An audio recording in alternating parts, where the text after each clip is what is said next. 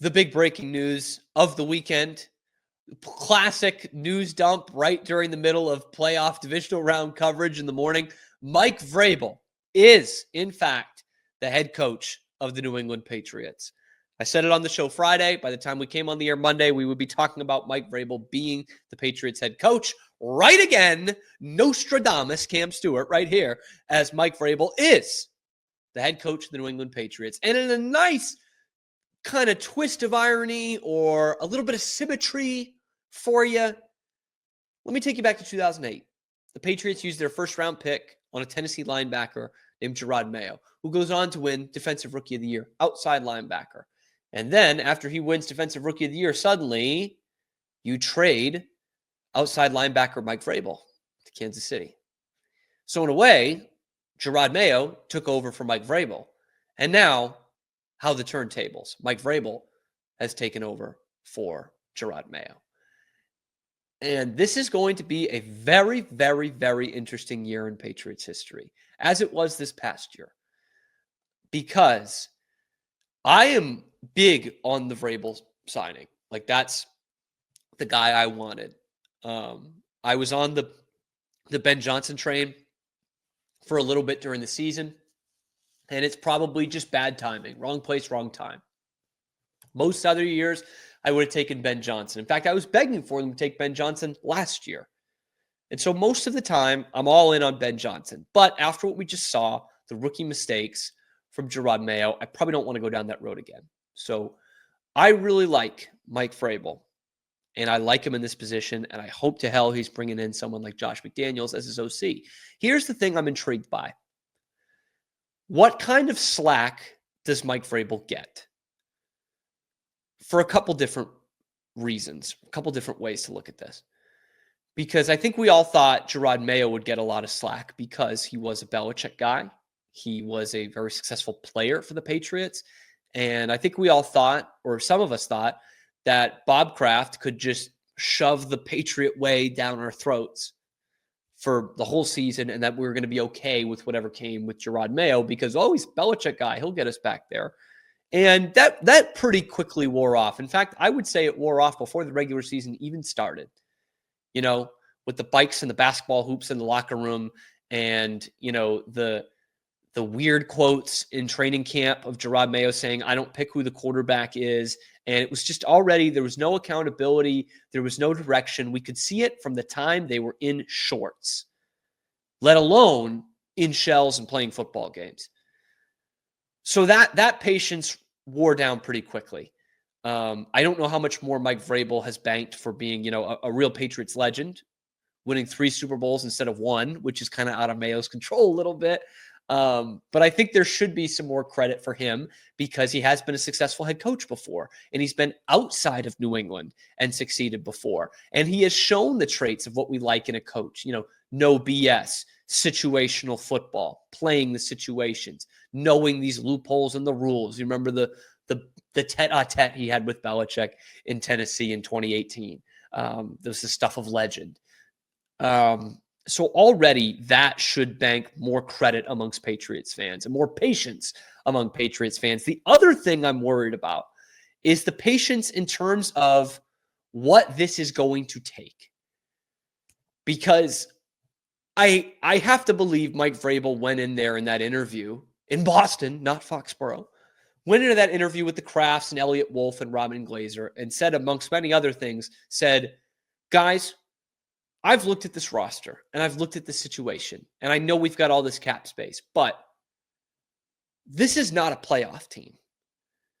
Just because I'm Mike Vrabel and I've been a successful head coach before doesn't mean I come in here and get you to 11 wins in year 1. Okay. We need that to be clear. I'm going to get you on the path to that so that by, 26, maybe even 27, but maybe 26, we're going to be contention for a playoff spot. But this right here, right now, that's not it. We're not going to get to the playoffs with this. And I think that is an important thing to get across. And I don't know, I just don't know how into the football stuff the Krafts are to know that. Because I think they, like a lot of fans, see, Oh, we've got the quarterback. We've heard that all year. We've got the quarterback, Drake May. Now we've got the coach. Everyone says Mike Vrabel's the great pick. So now it's playoff time. No, it's not.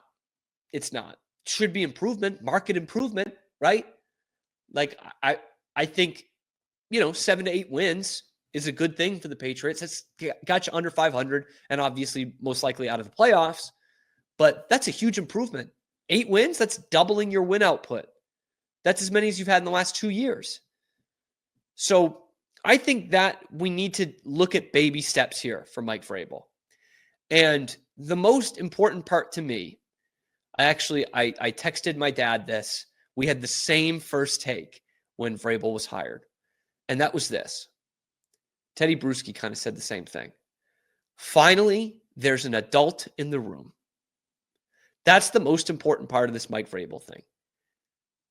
Because, look, I sympathize with Gerard Mayo. The guy was in over his head. And he's kind of being told what to do in his first opportunity to be a head coach. The greatest part about Bill Belichick coming here in 2000 was the fact that he said, look, I know how this works. I know how to run my organization, and I know how to win with it. So you guys need to stay the F out of my way, and I'm going to get us there. Don't you worry. You keep cutting the checks. We'll get the players. We'll spend up to the cap. But I know how to do this, and I'm going to do it my way. Mike Vrabel needs to be that guy. And I thought Teddy Bruschi put it perfectly. I'm not putting it in there for monetization reasons, but he basically said that. He said, look, there needs to be some growing up in that front office, and Mike Vrabel's going to be the guy that does that. That my opinion on how to run the football team matters more than everybody else's. And they're right, whether it's Mike Vrabel or Bill Belichick or, Pete Carroll or whomever, like that's the head coach needs to be that guy. And I think that's the biggest takeaway from the organizational structure of the Patriots dynasty was you've got the guy, trust him. I think we see it with all the great runs in the NFL.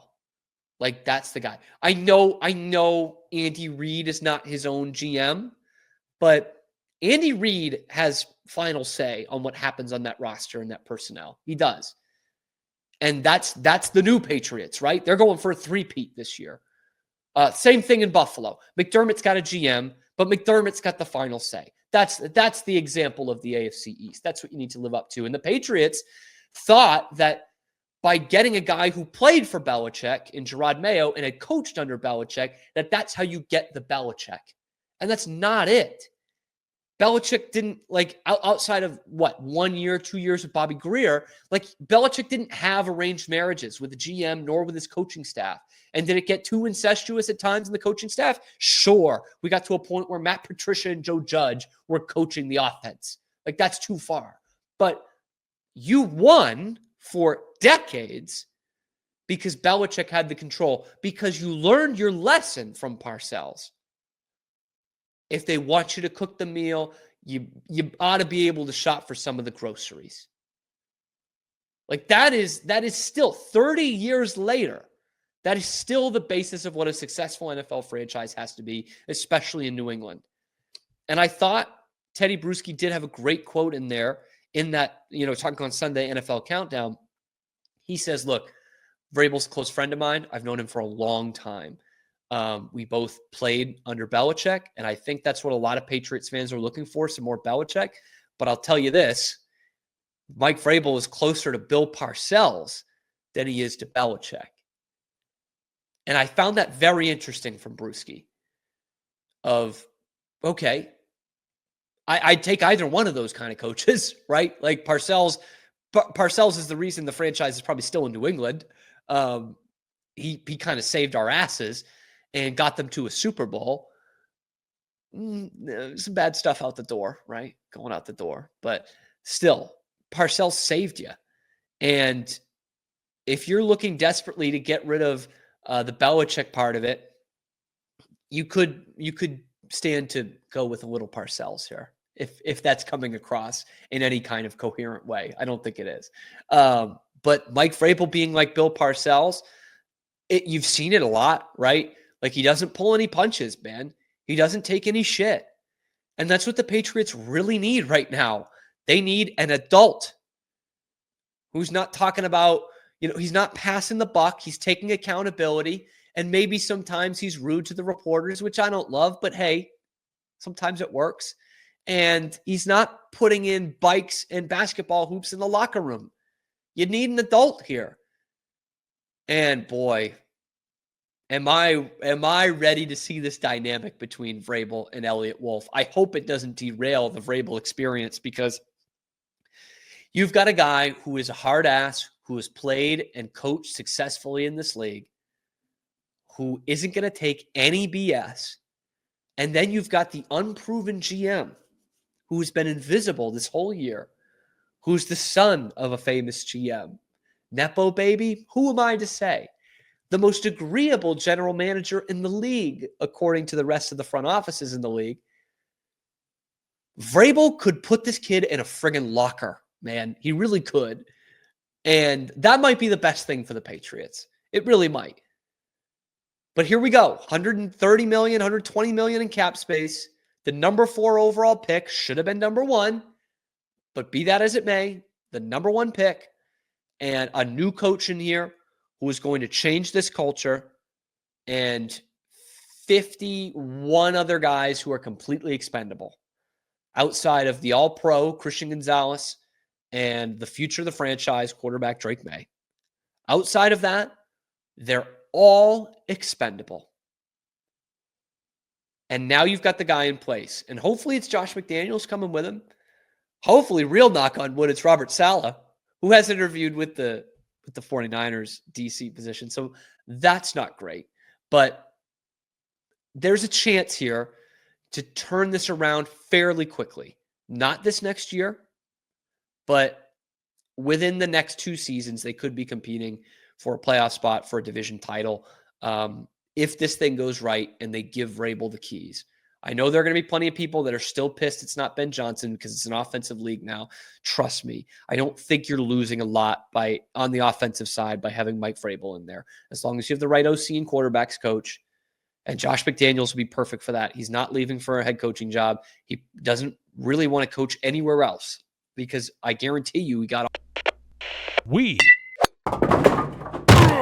are Rogue Media Sports. Hey, thanks for stopping by. And if you like this video, be sure to give us a like and subscribe. It really helps out the channel a ton. You can follow me on Twitter here for some more outrageous Boston sports takes coming to you every weekday at noon Eastern time. And then after that, wherever you get your podcasts. We are Rogue Media Sports.